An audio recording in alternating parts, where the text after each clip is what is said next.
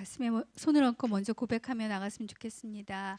나는 하나님의 사람입니다. 나는 예수 그리스도로 구원받은 하나님의 자녀입니다. 나는 성령 하나님과 동행하는 하나님의 자녀입니다. 아멘.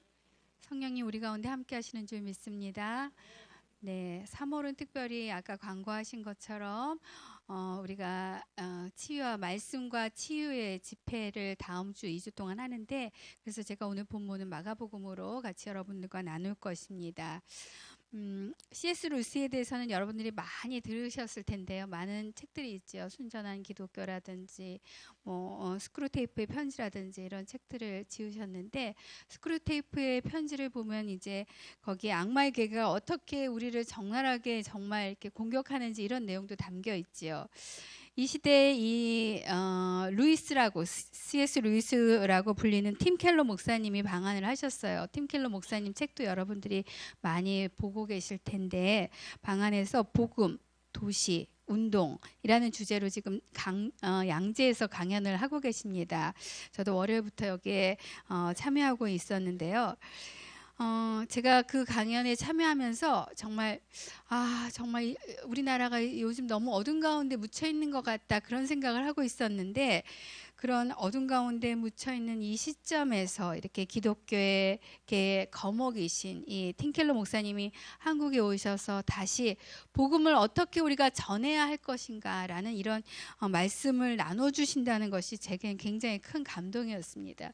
이제 그 강연을 시작하기 전에 영상이 나왔는데, 그 영상에는 어떤 장면들이 있었냐면, 우리나라의 100년, 120년 전에 우리나라의 기독교가 전해졌을 당시의 그런 모습들, 그리고 1973년도, 76년도 이렇게 있었던 우리 여의도 광장에서 있었던 이 성회가 있었죠. 대성회가 있었죠. 이런 모습들, 또 우리나라 십자가 엄청 많다고 그러잖아요. 그런 십자가들 곳곳에 있는 이 어둠 가운데서도 그 십자가가 있는 그런 사진들이 이렇게 영상으로 제작이 되어 있는데, 그것을 보면서 하나님이 정말 우리나라를 사랑하고 계시구나, 우리나라를 기다리고 계시구나, 우리를 기다리고 계시구나, 이런 마음들이 들었습니다. 그래서 정말 다시 한번 그 신실하신 하나님께서 우리에게 그 기회를 주시고 계시구나, 우리를 기다려 주시는구나, 우리 민족이 다시 한번 하나님 앞에 서기를, 그때를 기다리고 계시구나, 그런 마음이 들었어요.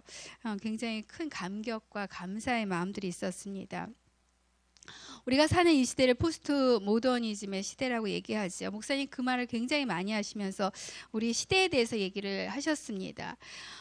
그런데 우리가 살고 있는 시대, 여러분과 제가 살고 있는 시대는 도덕과 이 윤리를 아주 중요하게 생각하면서 살아왔습니다. 우리가 그렇게 교육받았기 때문에 그렇게 살아왔죠. 그래서 사실은 이렇게 죄를 짓는다는 것이 무엇인지 알고 있습니다. 그리고 무엇이 잘못됐는지, 어떤 것이 부끄러운지 알고 있습니다. 그래서 마땅히 우리 안에는 어떻게 살아야 하는지에 대한 어떤 삶의 기준들이 있습니다. 그렇게 교육받았고 그렇게 살아왔기 때문에 그것이 그리스도인이든지 아니든지 상관없이 일반적으로 우리가 그렇게 알고 있다는 것이죠.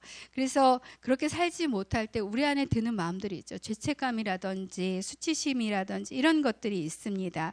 그런 시대에 살았고 그러한 영향력으로 우리가 살아왔기 때문에, 그래서 또 나름대로 우리도 그런 생각을 가지고 사람들을 판단하고 비판하기도 하지요. 그리고 또 그러한 기준이 있기 때문에 사실은 서로 얘기할 수가 있어요. 어떤 기준에 근거해서. 그리고 접근할 수 있고 진리에 대해서도 말할 수 있습니다. 그러나 우리의 자녀가 살고 있는 세대는 그렇지 않다는 것입니다. 우리의 자녀가 살고 있는 세대는 달라졌다는 것입니다.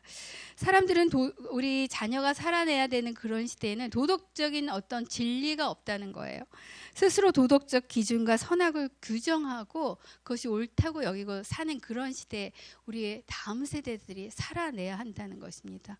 그 얘기를 들으면서 정말 자기 소견에 옳은 대로 그렇게 우리의 자녀들은 그런 시대에 살아가겠구나, 얼마나 어려운 시대를 우리의 다음 세대, 우리의 자녀들이 살아가야만 하는가에 대한 생각을 많이 하게 됐습니다. 그래서 우리 다음 세대에게는 우리 자녀 세대들은 어떤 구원의 필요성을 느끼지 못한다는 것입니다. 나름대로의 진리를 갖고 있기 때문에, 나름대로의 옳다는 것들에 대한 기준을 갖고 있기 때문에 우리 자녀들의 세대에는 구원에 대한 필요성을 느끼지 못하게 된다는 것입니다. 그래서 하나님이 필요하다고 말하는 것이 그들에게는 더욱 어려워진다는 것입니다. 그만큼 복음을 전하는 것이 어려워진다는 것이지요. 이 시대는 정말 복음을 전하는데 큰 도전이 될 것이라는 것입니다. 전하는 것뿐만 아니라 사실은 그것을 지켜나가는 것도 어려워지고 있습니다. 이런 시대가 오고 있고 이미 와 있다고도 볼 수 있는데요. 이런 변화의 물결이 사실은 미국 같은 경우는 그런 변화들이 오는 것이 한 4세대, 네, 4세대, 그러니까 부모, 자녀 또 이렇게 해서 4대 정도 걸쳐서 이게 변화가 되고 있는데, 한국의 경우는 한 세대의 변화가 일어나고 있대요. 아마 이 얘기가 무슨 얘기인지 여러분들도 아실 것입니다. 우리나라 사람들의 특징이 있잖아요. 이 빨리빨리 문화. 그런 영향력에 대해서는 굉장히 빨리 영향을 받고 있다는 것입니다. 그리고 우리 주변을 봐도 알 수 있죠. 영화라든지 또 광고라든지 음악이라든지 특별히 SNS라든지 이런 것들이 우리 자녀들을 그런 것을 통해서 매일 폭격하고 있다고 그렇게 표현을 하셨어요. 우리가 예수님의 지상 명령을 생각한다면 여전히 우리가 여기가 좋사오니 이런 심정으로 교회 문턱을 더욱 굳건히 하고, 여기는 침범하지 마십시오, 여기가 안전지대입니다, 이렇게만 하고 우리는 살 수 없다는 것입니다. 그리고 또한 우리 자녀들도 교회 안에 결코 우리 자녀들을 가둘 수 없다는 그런 결론이 나오는 것이지요. 우리는 보호자처럼 우리의 자녀들을 보호해야 한다고 교회 안에 두려고 하지만, 그렇게 막 애를 쓰고 있지만 오히려 우리의 자녀들은 이 시대 가운데 준비되지 않은 채 세상 가운데 뛰쳐나가게 된다는 것입니다. 뛰쳐나가 버릴 수밖에 없다는 것입니다. 그래서 세상과 소통하지 않는 그리스도인, 세상과 함께하지 않는 그리스도인, 오히려 스스로 우물 안에 갇혀버리고 만다는 것입니다. 그러면서 아주 중요하게 말씀하시는 요점이 뭐냐면, 우리는 세상과 소통해야 되는데 이 믿지 않는 사람들에 대해서 관심을 가지고 그들에게 나가야 된다는 것을 얘기하셨어요. 우리의 것을 그들에게 심으려고 하는 것이 아니라 그들이 무슨 생각을 하고 있는지를 알아야 된다는 것. 믿지 않는 사람들에게 나가야 되는 그 팁에 대해서 얘기하셨는데, 그거 구체적인 것들은 다른 경로로 또 여러분들이 보시면 되겠고요. 이 말씀을 들으면서 저는 어떤 생각을 했냐면, 정말 주님은 우리에게 눈높이를 맞춰서 오셨지, 주님은 우리에게 우리의 눈높이에 맞춰서 오셨는데 우리는 내 눈높이를 가지고 다른 사람에게 접근하려고 하는구나, 우리의 자녀에게 접근하려고 하는구나 하는 생각이 저한테 번뜩 들었습니다. 내가 주님을 찾고 내가 주님께 다가가는 것 같지만 이미 주님은 우리 곁에서 우리가 마음을 열고 주님을 찾길 기다리고 계셨습니다. 그리고 그것은 내게만 국한된 것이 아니라 우리에게, 내 곁에 있는 또 다른 한 사람, 그 한 사람까지 찾고 기다리시다는 것을, 또 나에게 그 한 사람을 맡기셨다는 것을 다시 한번 기억했습니다. 내 언어, 내 문화만을 고집하는 것이 아니라 그들의 마음에 들어가라, 그 마음에 들어가라 라는 말을 계속해서 목사님이 하셨었는데요. 주님이 이렇게 우리 안에 오셨다는 것입니다. 그리고 주님이 우리를 공감해 주셨기 때문에 우리가 마음을 열 수 있었던 것이죠. 그 주님 앞에 마음을 열었다는 것입니다. 우리가 슬플 때 우리를 위로해 주셨고, 또 내가 기쁠 때 함께 기뻐해 주셨고, 또 내가 연약할 때 힘이 되어 주셨고, 무엇보다 우리가 알아야 하는 것은 언제나 주님은 우리가 깨닫지 못하는 그때도 우리 곁에 계셨다는 것입니다. 주님은 언제나 저와 여러분 곁에 계신 줄 믿습니다. 아멘. 오늘 본문을 통해서 다시 그 주님을 만나시길 바랍니다. 우리 25절 26절 다시 한번 읽겠습니다. 그 가운데 혈류병으로 12년 동안 앓고 있던 여인도 있었습니다. 이 여인은 여러 의사들에게 치료를 받으며 고생도 많이 하고 재산도 다 잃었지만 병이 낫기는커녕 악화될 뿐이었습니다. 혈류병을 앓고 있던 여인의 이야기입니다. 아마 여러분들 이 얘기를 많이 들으셨을 것입니다. 왜냐하면 복음서에 마태복음 9장에도 나오고 누가복음 8장에도 나오고 오늘 본문인 이 마가복음에도 나오고 이 복음서에 아주 중요한 위치에 있는 내용이라는 것입니다. 그만큼 잘 알려져 있는 내용이라는 것이죠. 저는 오늘 마가복음을 가지고 얘기를 나누고 있는데 그만큼 이 마가복음에는 같은 얘기지만 더 긴박하게 그리고 생생하게 기록되어 있습니다. 이 혈류병은 아시는 것처럼 몸에 이게 생리가 아닌데도 계속해서 출혈이 난다는 것이죠. 우리들이 한 달에 한 일주일 정도도 사실 힘들잖아요. 그런데 계속해서 그런 출혈이 몸에 있다는 것. 그것이 12년 동안 계속되었다는 것입니다. 얼마나 힘들었을지, 이 여인이 얼마나 힘든 상황이었을지를 우리가 상상해 볼 수 있겠죠. 그런데 이 이야기는 다 세 복음서에 다 마찬가지로 죽게 된 회당장 야이로의 딸 이야기와 함께 나옵니다.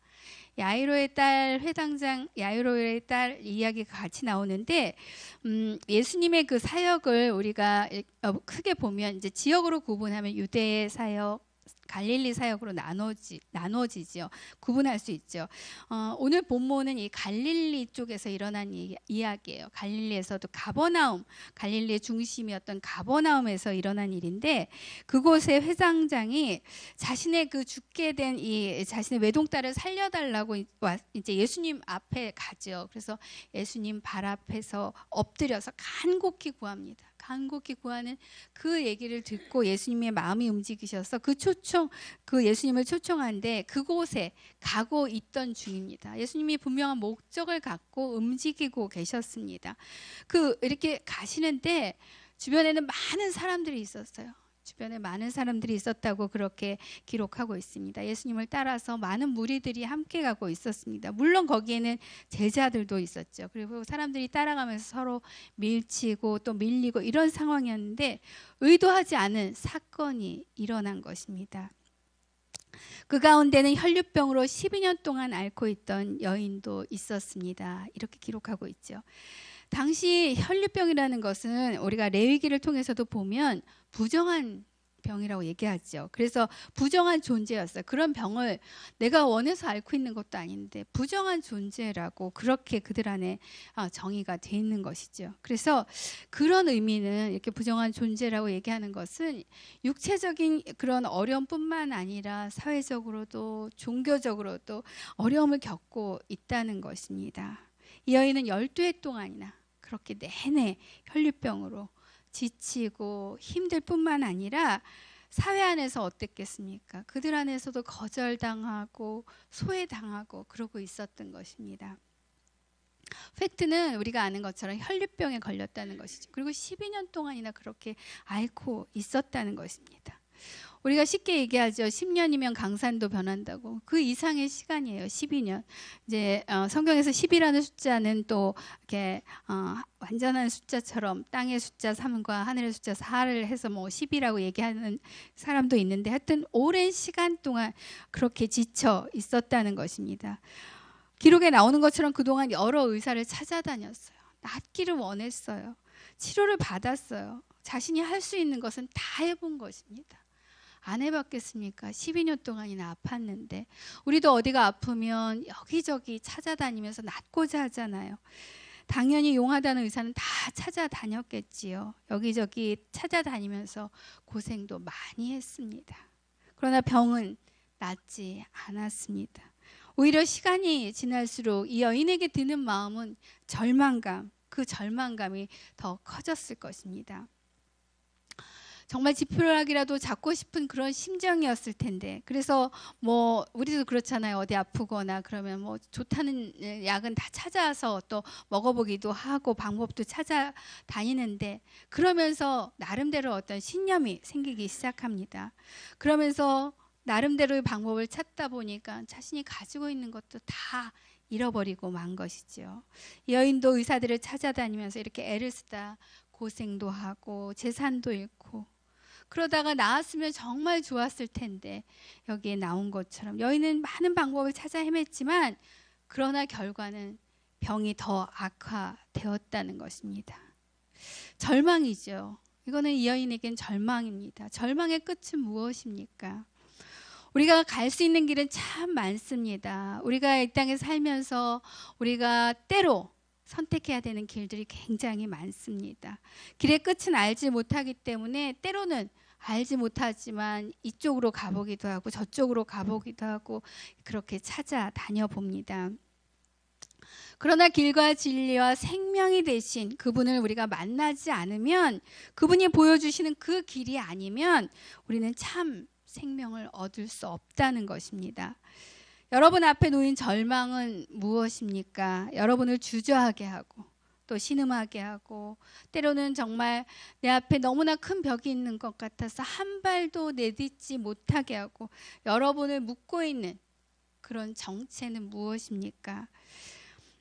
이걸 준비하면서 뒤돌아봤어요. 무엇이 그렇게 우리를 묶고 있을까? 제 자신을 돌아보면서 생각을 해봤더니 한 10대 때는 많은 문제들이 있겠지만 진로의 문제가 가장 컸던 것 같아요. 앞으로 내가 무엇을 해야 될 것인가? 이런 문제들. 그 문제가 제대로 해결되지 않았을 때 정말 그것이 제게 가장 큰 절망을 주었던 문제였던 것 같습니다. 그때는 정말 하고 싶은 것들이 많잖아요. 지금도 하고 싶은 거 많으시죠? 예, 10대의 마음이신 것 같아요. 그때는 정말 그것이 해결되지 않아서 정말 세상이 무너진 것 같은 그런 생각과 또 그런 상황이었던 것 같습니다. 20대 때는 무엇이 그렇게 나를 절망시켰을까? 20대에 많은 고민을 하는 것은 무엇일까?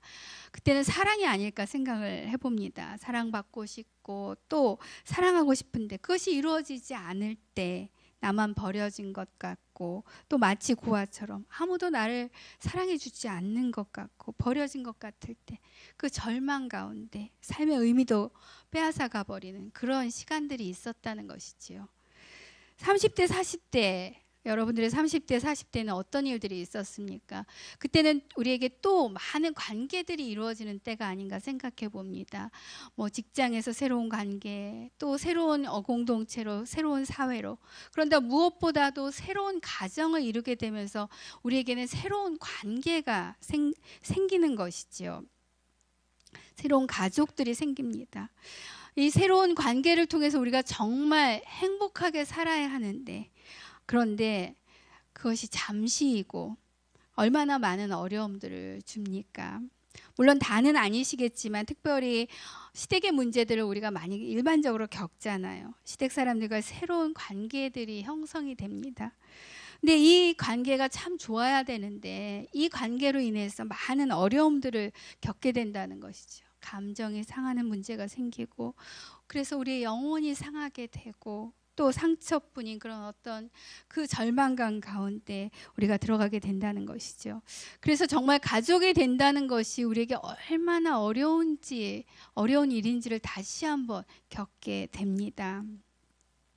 새로운 가족을 만들어서 우리의 지경이 정말 넓어져야 하는데 그 넓게 만들어져야 하는데 우리 앞에 벽을 경험하게 된다는 것이죠. 벽이 있다는 것입니다.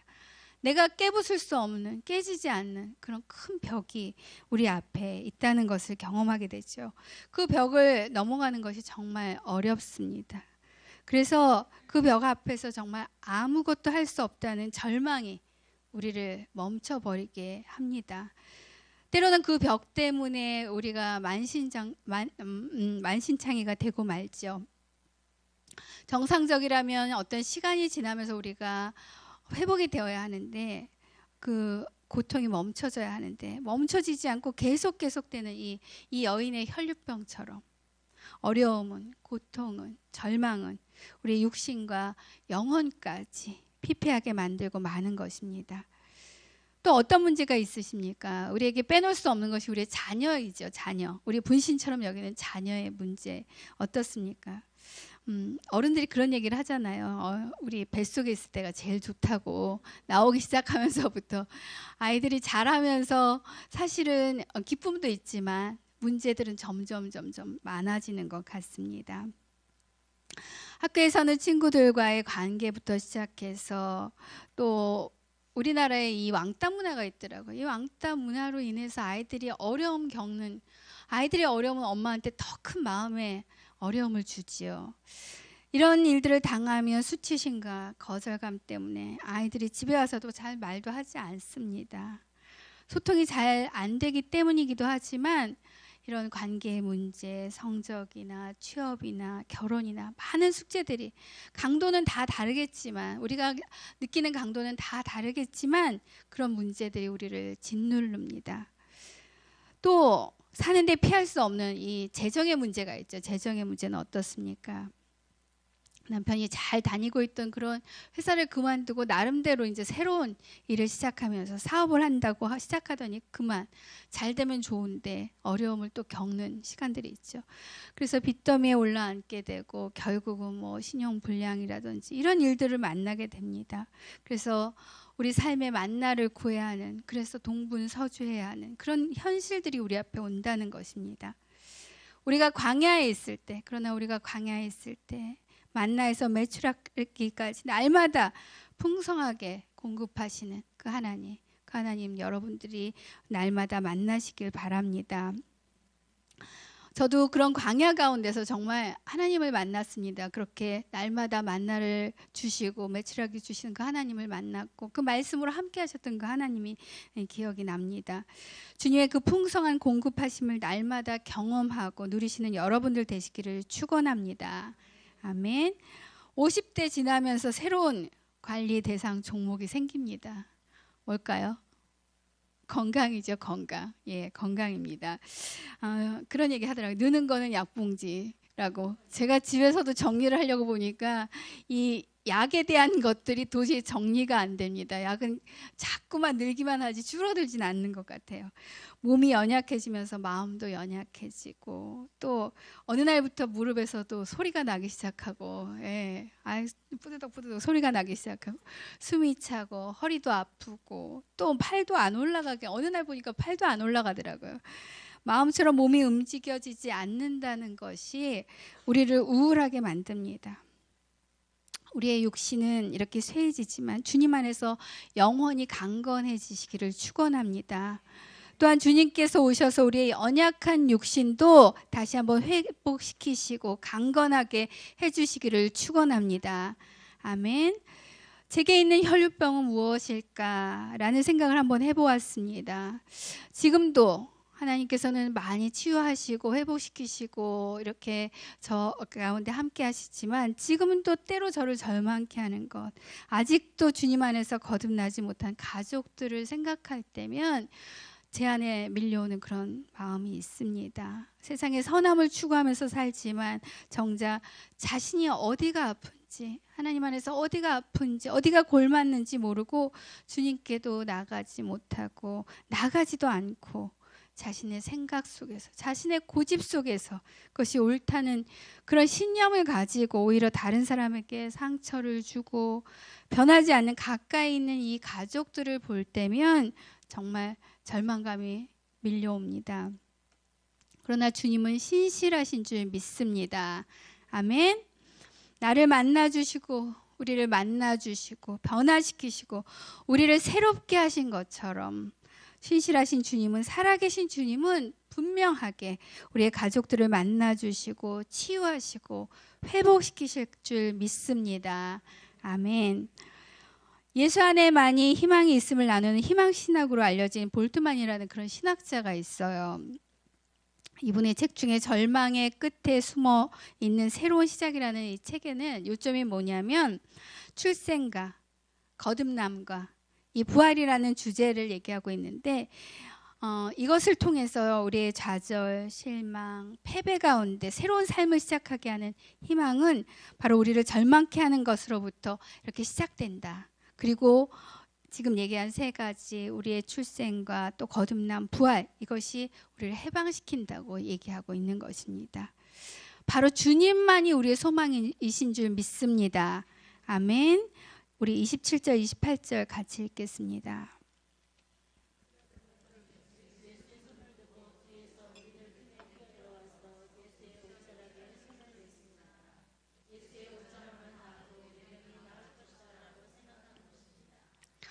여인은 절망의 끝에서 희망의 그 줄기를 발견했습니다. 예수가 누구신지 들었습니다. 소문을 들었다고 그랬죠. 예수님이 더러운 귀신 들린 사람들도 고치시고, 또 열병 들린 사람도 고치시고, 나병 환자도 고치시고, 또 중풍병자도 고치시고, 손 마른 사람도 고치시고, 저와 여러분도 고치시는 줄 믿습니다. 예수님은 이 땅에 오셔서 우리가 마태복음 4장 23절의 말씀처럼 하나님 나라의 복음을 가르치시고 복음을 전파하시고 또 백성들의 모든 병과 모든 약한 것을 고치셨습니다. 우리에게 필요한 것은 예수님께서 이렇게 행하셨던 많은 것들을 기억하며 희망을 포기하지 않는 것입니다. 예수님만이 그렇게 하실 수 있다는 그 소망을 놓지 않는 것입니다. 예수님이 내게 오셔서 그 일을 이루실 것이라는 믿음을 놓지 않는 것입니다. 예수님께서 행하실 일들을 기대하며 나가는 것인 줄 믿습니다. 이 여인은 용기를 내었습니다. 이 여인이 용기를 냈어요. 예수님이 지나가시는 그 길목에서 얼마나 많은 사람들이, 기록된 것처럼 많은 사람들이 있었다고 그랬죠. 제자들도 그 옆에 붙어 있었으니까 거의 우리 경호원들 있는 것처럼 네, 그렇게 있었을 거예요. 그 상황 가운데 여러분 한번 들어가 보세요. 근데 그 틈을 비집고 들어가서 기록되어 있는 것처럼 예수님의 옷자락에 손을 댔습니다. 이것은 정말 큰 용기를 낸 것이지요. 자신의 처지를 생각하면 결코 거기 있어서는 안 되는 여인이었습니다. 그렇지만 그보다 더 큰 갈망이 이 여인 안에 있었습니다. 낫기를 원했습니다. 낫고자 했습니다. 여러분이라면 그렇지 않았겠습니까? 이 여인은 동일하게 자신의 그 처지의 절망 가운데서 이 여인이 용기를 냈다는 것입니다. 12년 동안이나 혈류병으로 앓고 있었고 부정한 사람으로 취급되고 있었고 사람들 앞에 나서지도 못하고 스스로 정말 작아진, 어떻게 해야 할지 모르는 이 여인에게 남은 것은 아무것도 없었습니다. 낳고자 했지만 고생만 했고 가진 것도 다 잃어버렸습니다. 낳기는커녕 더 심해졌다고 그렇게 기록하고 있죠. 조금만 더 열심을 내면, 조금만 더 내가 새벽 기도를 열심히 하면, 봉사도 하면 좋은 일이 있을 줄 알았는데 육체의 고통은 더해만 갑니다. 병도 나을 기미가 없습니다. 여전히 상황도 바뀌지 않습니다. 집 나간 남편도, 집 나간 자녀도 돌아오지 않습니다. 그런 기미도 없습니다. 부채는 줄지 않고 사람들은 도움을 요청하면 오히려 모른 척합니다. 그러나 절망은 새로운 시작을 의미합니다. 바닥을 치면 올라갈 길밖에 없다고 얘기하잖아요. 바닥에서부터 올라올 길밖에 없는 줄 믿습니다. 우리의 손을 펴면, 나의 손을 펴면 주님이 내 손을 잡아주실 줄 믿습니다. 내 손을 잡으시고 우리를 일으켜 주실 줄 믿습니다. 찾고 찾으면 만나주리라 하신 것처럼 우리의 갈망이 주님을 향할 때 주님은 우리 안에 오실 줄 믿습니다. 아멘. 이 여인이 예수님께 가까이 나가려고 할 때 거기에는 많은 무리들이 있었고 예수님 곁에는 제자들까지 철벽같이 우겨싸고 있었을 것입니다. 그러나 이것밖에는 방법이 없다는 것을 여인은 알았습니다. 여인은 이런 생각을 하고 있었습니다. 28절인데요. 다시 한번 같이 읽겠습니다. 예수의 옷자락만 닿아도 내 병이 나을 것이다. 예수의 옷자락만 닿아도 내 병이 나을 것이다. 우리의 생각이 다 옳은 것은 아니지만 예수님에 대한 생각이기 때문에 옳은 생각인 것이죠. 첫 번째, 여인에게는 생각의 전환이 있었다는 것입니다. 여기저기 의사들을 찾아다녀서 그것이 옳은 방법이라고 이전에는 생각했지만 이제는 정말 주님밖에 없다. 예수님의 그 옷자락이라도 닿으면 내가 나을 것이라는 이 진리를 발견한 것입니다. 진정한 우리의 치료자는 예수 그리스도이심을 믿습니다. 아멘. 두 번째, 여인이 다시 용기를 냈습니다. 여인은 무리들 틈에 끼어들어 예수의 옷자락에 손을 댔습니다. 믿음은 바라는 것들의 실체며 보지 못하는 것들의 증거입니다. 구하라 그러면 구할 것이요, 찾으라 그러면 찾을 것이요, 두드리라 그러면 열릴 것이라 말씀하신 것처럼 이 여인의 이 간절함은 믿음으로 무리들을 다 비집고 제자들의 벽을 뚫었어요. 제자들의 벽을 뚫고 요즘 10대 아이들, 아이돌 찾아가는 것처럼 아마 그런 힘을 냈을 것 같아요. 예수님께 나갔습니다. 그러나 또 한 가지 큰 벽, 당신은 큰 벽이 있었죠. 율법과 문화라는 벽이 있었습니다. 정결법은 이 혈류병 여인이 누군가의 손을 대면 그도 부정함을 잊게 된다는 것입니다.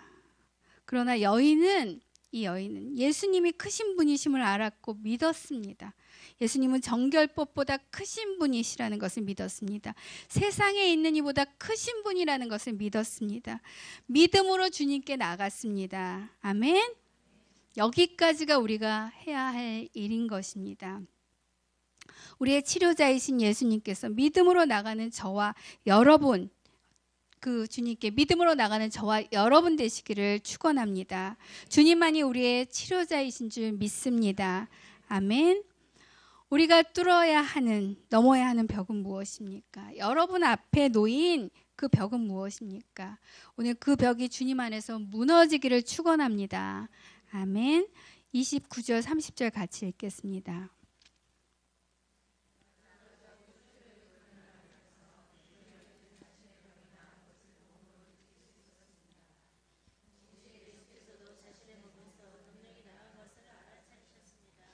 예수께서 사람들을 돌아보며 물으셨습니다. 누가 내 옷자락에 손을 대었느냐? 혈류병 여인이 고침을 받은 것은 예수님 모르게 이루어진 것이 아닙니다. 예수님은 다 아시죠. 예수님은 전지전능하신 분이시기 때문에 물론 육신을 입고 이 땅에 오셨지만, 우리 가운데 오셨지만 하나님의 아들이십니다. 전지전능하신 성자 하나님이십니다. 아멘. 예수님의 옷자락만 닿아도 여인이 이렇게 생각했던 것처럼 우리가 하나님의 아들 예수님과 클릭이 되면, 그 예수님을 만나면, 그 예수님이 우리 가운데 오시면 우리 안에 치유와 회복이 있을 줄 믿습니다. 출혈의 근원이 마르고 예수님이 오시면 우리 안에 상처의 뿌리들이 뽑혀 나갈 줄 믿습니다. 예수님이 자신의 몸에서 능력이 나간 것을 모르셔서 이렇게 범인을 잡으려고 사람들을 향해서 누가 내 옷자락에 손을 대었느냐 이렇게 질문하신 것이 아닌 것이죠. 예수님은 전지전능하신 하나님의 아들이시잖아요. 예수님은 믿음으로 자신의 이 옷자락에 손을 대고 치유함을 얻은 이 여인이 누군지 사람들에게 알리고 싶으셨습니다. 치유받았다는 것을 확인시켜 주시고 싶으셨습니다. 그 일을 통해서 예수님이 누구신지 알리고 마음이 슬픈 자, 마음이 상한 자, 병든 자, 포로된 자들을 자유케 하고 싶으셨습니다. 아멘. 우리가 먹든지 마시든지 무슨 일을 행하든지 그것이 주님의 영광을 위한 것이 되길 기도하는 것처럼 이 여인의 이 치유 또한 주님의 영광을 위한 일이 된 줄 믿습니다. 아멘. 우리 31절, 32절, 33절 읽겠습니다.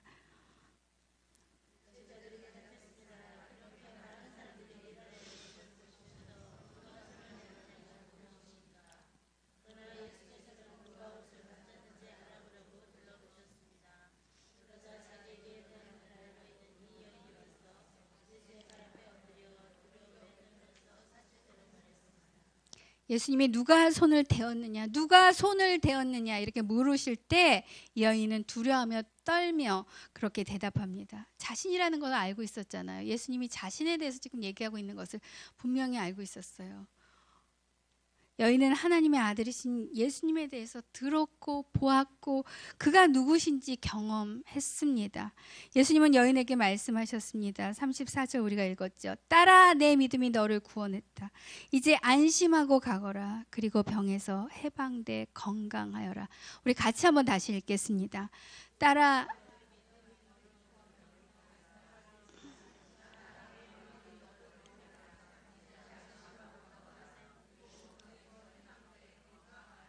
아멘. 구원과 평안과 자유함을 예수님께서 선포하셨습니다. 주님이 오시면, 주님이 말씀하시면 우리에게는 구원과 평안과 치유가 있는 줄 믿습니다.